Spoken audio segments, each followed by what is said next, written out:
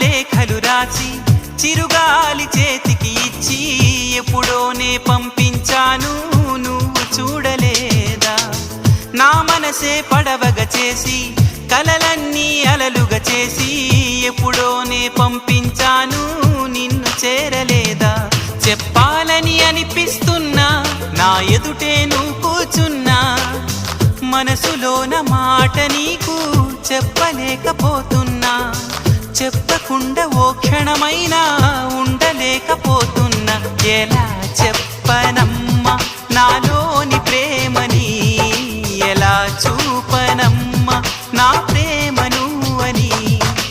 అవునని అంటావో మరి కాదని అంటావో, ఏమంటా